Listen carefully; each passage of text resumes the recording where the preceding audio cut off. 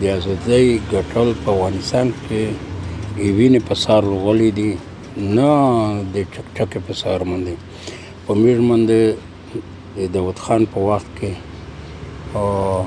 یا د غازي امان الله خان په وخت کې په یورپ په میژ باندې انګریزانو راغلل چې میژ نیکونه جدونه یغه قربانۍ ورکړلې ملالۍ اوس سره چې کومه د فتح راغله د غازي امان الله خان انګریز شاه وطن بدات د سیمې د افغانستان اولنی دشمن انګریز دی. دویم چې کومه د روسیې ملا وتړله هغه چې افغانستان میژ اشغال کړي د خلقیونو پرچمیونو په وجود کې هغه وخت خلقیونو کارغه سپینه پتیتا کړي وای، آرام ولس یې سوتلی وای، نو دا ملک هېڅ په بل ډول وای. خو بیا هغه ملو خان و غریب هر چا ته یې لوس ورتېر کړ، اوره غږونه یې کړل. اوره غږ دا په افغانستان کې ناشنا و، نو د افغانستان په ولس باندې په ولس په جغرافیه کې پردی نوم څوک نشي زغملی. نو هغه د جهاد برکات و چې روسیون د 15,000 حدود په منځ کې د جانم کاندې ته لوړل او باقي چې کومه دغه داسې د 40,000 په مقابل کې نفر دی زخمیان شول. او د آخري تارګټ دا وګټ په منډه کړو شي. بیا لپاره د څه آرامۍ د ساید خوستله د افغانستان بیا امریکایانو انګریزانو اروپا ګډ پلان جوړ کړ چې په افغانستان باندې چې میژ اشغال کې دولته مدنیاتي دولته د جهان جوب دی.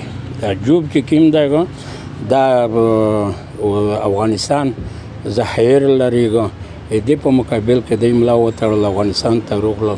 بعضې میژ افغانیان ملګري ورسره وي، افغانیان ورسره وي چې هغې چې کومه دغه جسۍ لیارې د خپلې د لنډهګرتوبې لیارې هغې دغه مخته پرمختګ ورته کړ. خو د افغانیانو قتال و.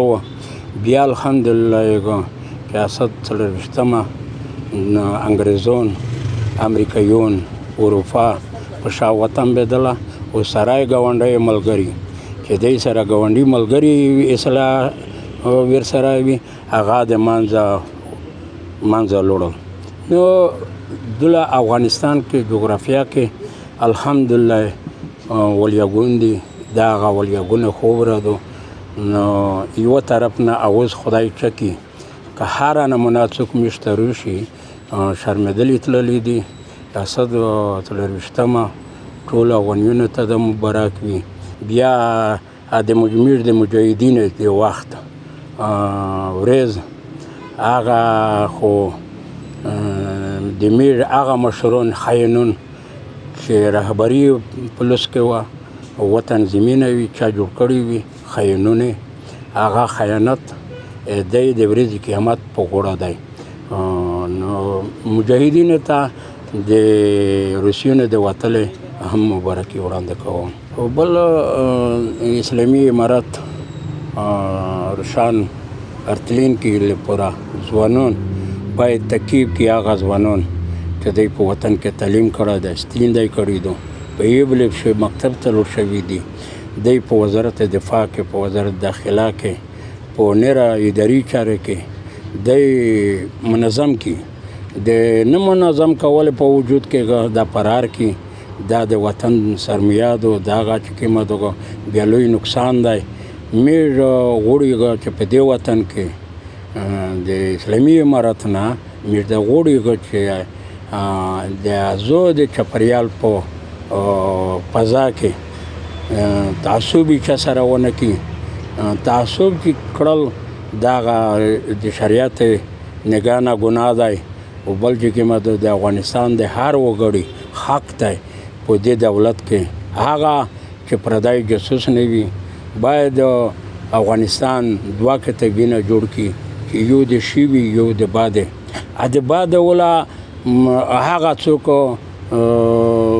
مشخص کړي چې افغانستان جغرافیه نه دا غلط قدم وخلیږه بل چاته جاسوسي کوي یا بل څه کو یا هغه کور کېږه چې په منځ کې انفجار دریمیږه لکه بعضې خلق د تشلي خلق چې د اروپا نه غپېږي یا بل ځای نه غپېږي دا سم کور نه دی او که څوک د وطن ازادي جوړونه غواړي ضرور شي افغانستان کې د پنګونه وکړو ازاد نن سبا د افغانستان د جوړولو مقادو دنیا دوله نه را په غم سره ککړه دو میر آرامي الحمدلله نن د میر د وخت ضرورت دی وطن جوړول دی باید چې دغه کور سرته ورسېږي